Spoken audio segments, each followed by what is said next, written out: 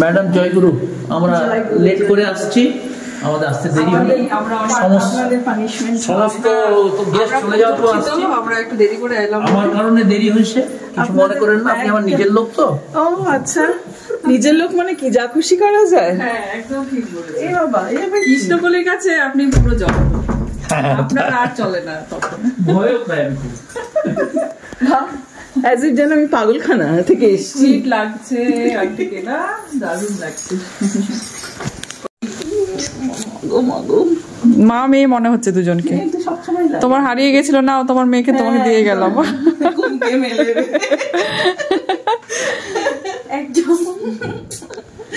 আন্টিকে গিফট দে, জানি না আন্টির পছন্দ হবে নাকি। কি জন্মদিন, জন্মদিন, happy birthday, belated happy birthday. পছন্দ হয়েছে কিনা সেটা বলো। দারুণ দারুণ, খুব সুন্দর। গিফট ইজ অলওয়েজ গিফট, এটা পছন্দ অপছন্দের কি জানে কেমন লাগবে। একটা জিনিস মানে দেখলো রোমা যা টাইম নিল তোমার সঙ্গে, সত্যি ওর একটা আলাদা আন্তরিকতা। না আমি কিন্তু গিয়ে বললাম স্কুলের টিচারের জন্য নিতে হবে, আর আপনি বকলেন সেটা বলুন, বলুন এবার। আরে রাস্তায় গাড়ি দাঁড় করে দিচ্ছে না, আরে মহিলারা শাড়ি কিনতে লেট হবে না, এটা কি হয়। আর আমার হচ্ছে গিফট মানে কি, আমি কিনবো জিজ্ঞেস করে কিনবো, তুমি কি কালার পরো না পরো, মানে যেটা খুশি কিনে দিয়ে দিলাম, আবার সেটা যদি পছন্দ না হয় তো সেই কারণে আমি ওকে আগে দেখালাম, চয়েস করালাম, ও কালারটা বললো, তারপরে। স্বপ্ন কোথায়? 25শে ডিসেম্বর ওর একটা ভালো দিনের জন্মদিন, জ্যোতিষী। কৃষ্ণকলি আমার বহু পূর্ব পরিচিত এবং খুব ভালো, আমাকে শাসন করেছে বহুবার, আমার চলার পথে ভুলগুলো ভাঙিয়ে দিয়েছে। আমার চেম্বারে যখন যায় আমরা সবাই রেসপেক্ট করি এবং খুব স্পষ্ট কথা বলে। আজকাল ম্যাডাম আজকে খুব মানে খুব এরকম খুব মানুষ আছে, ভালো শিক্ষা দেয়, আমার অনেক ভুলভ্রান্তি ভাঙিয়ে দিয়েছে। আর পরিবারের সঙ্গে সম্পর্ক তো, ভাই আমার দেবলীনা, তারপরে ওর বাবা, সবার সঙ্গে পরিচিত আমার। তো ভালো লাগে যে একটা দুর্গাপুরে কেউ একটা নিজের মতন আছে একদম। এই একটা, আর একটা তোমার সঙ্গে পরিচয় করা দেওয়ার পর ও একটা ভালো মানুষ পেয়েছে, আমিও পেয়েছি, আপনার জন্যই পেয়েছি ওকে। আর ওর ইনফ্লুয়েন্স গুলো খুব ভালো, পরিচিতিটা খুব ভালো, মানুষ কথা রাখে, আর সব থেকে বড় জিনিস যেটা হচ্ছে ও হাসি মুখে থাকে, আমার এটা খুব আনন্দ। সেটাই পজিটিভ এনার্জি। ছেলেটি ভাগ্নে আমার খুব ভালোবাসে, স্বপ্ন এত ভালোবাসে আমাকে, আমার মনে হয় না যে আমাদের কোনো ব্লাড রিলেশনের অভাব আছে, এটা খুব ভালো। সেটাই তো হয়। আর আমাকে মুখের সামনে বলে আমার অ্যাস্ট্রোলজি ব্যাপারে, কিন্তু বাইরের জগতে নাম করে। আচ্ছা, এটা আমার কাছে বড় ঠিক আছে, থাকবে তাই না, নামি দামি লোক আমার জজমান তৈরি করে দিয়েছে, তাদেরকে তাদের বিশ্বাস এনে দিয়েছে, আমি সব রকম ভাবে উপকৃত হয়েছি। আর একটা মানুষকে ও খুব আপন করে নিতে পারে, সেই জন্যই তো আসছি বারবার ওর কাছে। প্লাস পয়েন্ট, ওর কিন্তু খুব কম মানুষ, ওর কিন্তু বাছাই করা মানুষ, বাছাই করা, তার মধ্যে যে আমরা ওর কেউ একজন হতে পেরেছি, এটা খুব ভাগ্যবান আমি। আর দিশাকে তো মেয়ের মতন মনে করে। আমি তো বললাম, দেখুন আপনারা বন্ধুরা দুজনকে একই লাগছে কিনা, মনে হচ্ছে মা মেয়ে। আমি না, ও তোমার মেয়েকে, ও তোমাকে দিয়ে গেলাম।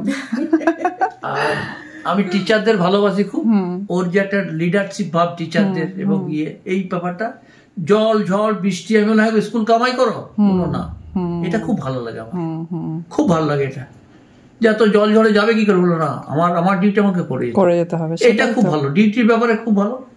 আর আমাকে কিছু পোশাক আশাক কথাবার্তাতে আমাকে গাইড করে দিয়েছে, তো গ্রামের মানুষ 7-5 বুঝতাম না, আর আমাদের পিছনেই ছিল আগে। তার মানে আপনার বেস্ট ফ্রেন্ড, তাই তো?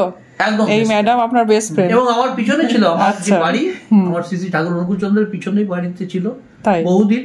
তখন মাঝে মাঝে চা খেতে যেতাম, এই বাড়িতে এই নিয়ে 3বার কি 4বার এলাম। একটু দূরে চলে এসেছে, ভালো জায়গায় এসেছে, শান্ত পরিবেশ, এখানকার প্রকৃতি এটা খুবই ভালো। আর একটা হলো মানে সবকিছুতেই আলোচনা করলে ঠিক ঠিক গাইড করে। হ্যাঁ, এটা খুব ভালো লাগে। এটা আজকাল খুব কম মানুষের মধ্যেই পাওয়া যায়। তোমাকে দেওয়ার একটাই কারণ, তুমি একই পজিটিভ, মানে কথাবার্তাতে, মিথ্যাতে, সত্যিতে, এগুলো যে আজকাল সেটা তোমাদের মধ্যে নেই। না, তোমরা দুজনেই স্পষ্টবাদী এবং সত্যি কথা বলো। আর আমি ঠাকুরের মানুষ তো একটা কথা বলি যে কথা কইবি গুড়ের মতন। এই গুড়টা তোমাদের মুখে দুজনের আশা করছি যে গুড়ের মতো কথা বলবে। এইটা দুজনের কাছে পারবে। আমার ঠাকুরের মানুষ হতে হবে, আমার মানুষ চাই, আর সবার সঙ্গে সম্পর্ক থাকে। কার কি প্রতিভা আছে আমরা জানি না। আমি বহু মানুষকে নিয়ে চলি, বহু মানুষের পাশে দাঁড়ানোর চেষ্টা করি। অর্থ না থাকতে পারে, অন্তত মানে পরিচিতিটা আছে, সেই পরিচিতি দিয়ে আমার ইনফ্লুয়েন্সটাকে এবং মানুষকে ধরে রেখেছি। সেটাই তো কৃষ্ণকলি তার মধ্যে একজন এবং বেস্ট। একদম দারুণ কমপ্লিমেন্ট। তুমি কিছু বলো। কথা বলতে বলছি, বলো দেখি। আর সেটা যদি আমরা না পারি, না না, এত গুড়ের মতো কথা শুনতে শুনতে লোকগুলো ডায়াবেটিস হয়ে নিশ্চয়ই এখন যা ডায়াবেটিস হচ্ছে সবার। আচ্ছা, গুড়ের মতো কথা আমরা পারবো না, তাই না? আমরা স্পষ্ট কথাই বলবো। স্পষ্ট কথা বা অস্পষ্ট কথার ব্যাপারটা না, হ্যাঁ, কথা হচ্ছে এত মাস্কা দিয়ে কথা বলতে হবে। নিশ্চয়ই, তো যুগটাই তো এর না না, এই যুগে তোমার ভালোভাবে পরিষ্কার ভাবে কেউ নেবে না। যুগটার সঙ্গে যুগের যুগে কথা বলতে হবে। আজ তুমি স্পষ্ট কথা বলো, আজকে তুমি ভালো কথা বলো, মানুষ বলে তোমার কোনো স্বার্থ আছে। কিন্তু আমি দেখেছি তোমার সঙ্গে এতদিন তুমি কিন্তু স্বার্থ নিয়ে কথা বলো না। এবং পরে কোন কথাটা রাগ করলাম, কোন কথাটা ভালো লাগলো, এটা পরে রিপিট করে আমার আবার জিজ্ঞেস করো। এইটাই সব থেকে বড় জিনিস, যে মানুষটা আমার কথাটাতে কি মনে করলো। কথাটা তো শক্ত হতে পারে, কিন্তু এইগুলো সবাই থাকে না। খুব একটা বাইরের লোককে যেচে জ্ঞান দিতে যাই না, মানে কেউ আমাকে কিছু জিজ্ঞেস করলে আমি অ্যাডভাইস দিতে পারি, যেচে জ্ঞান দিতে যাবই কেন, কারণ আফটারঅল তারা বাইরের লোক।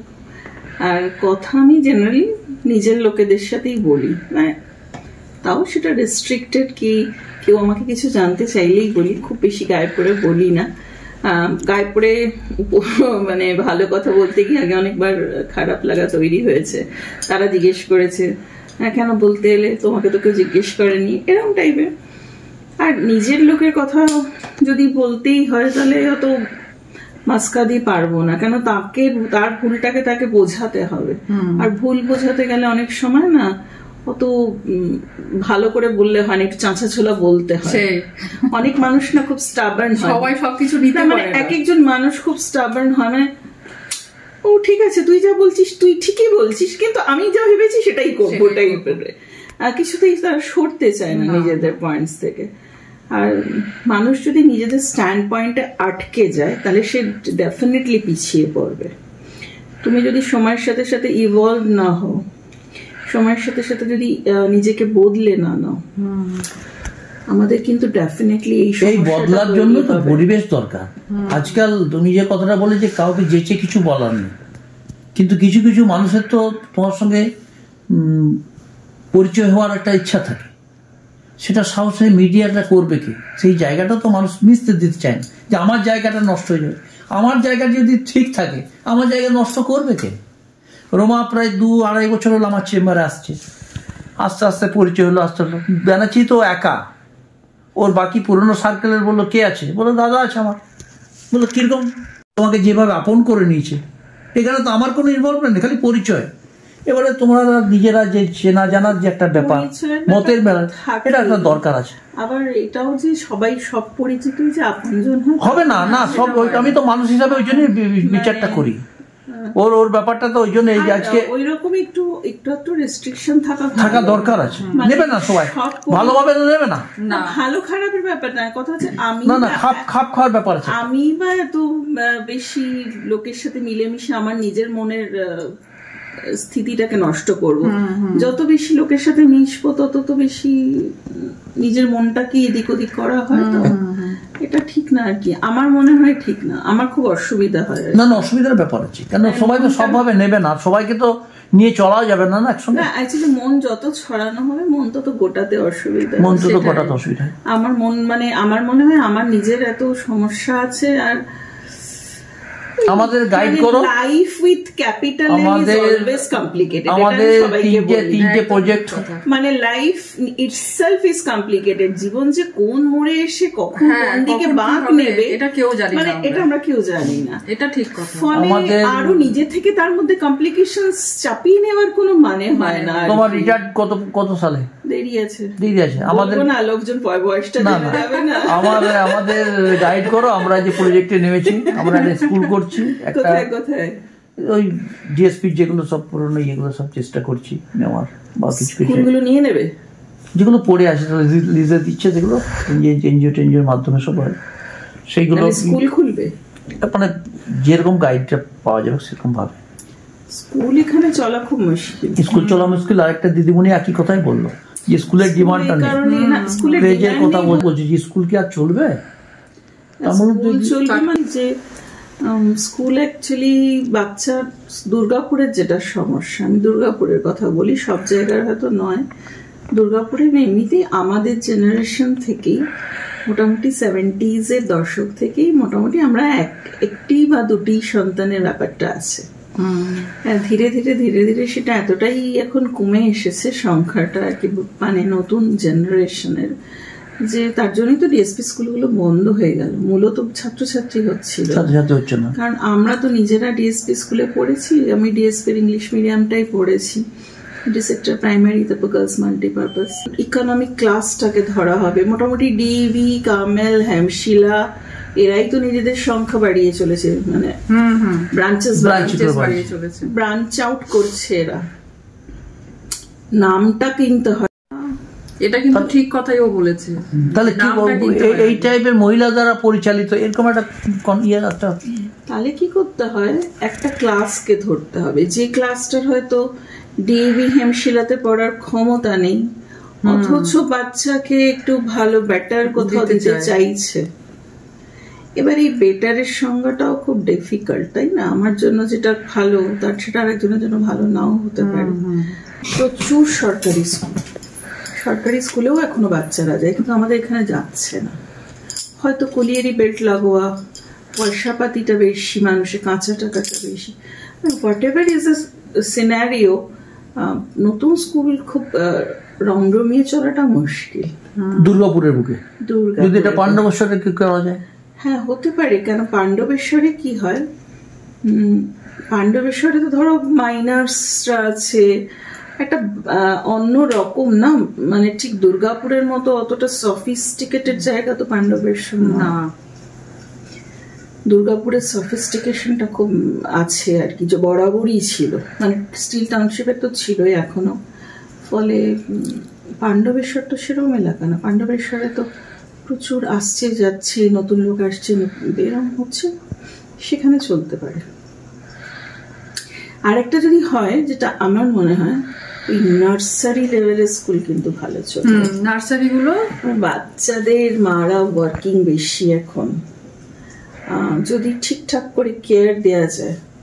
বিদেশে যে কনসেপ্টস গুলো আছে, ক্রেশ কাম স্কুল, আমাদের এখানেও আছে। সল্লেকে প্রচুর ক্রেশ কাম স্কুল আছে, অনেক মহিলারাই চালান।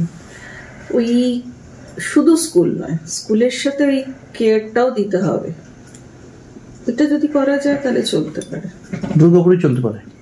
আমারই যেমন নিজের ছেলের ক্ষেত্রে মনে হতো যে ডিবিটা যদি এই সকালবেলাটা না হয়ে 9টা থেকে 4টে হতো, তাহলে আমার খুব সুবিধা হতো।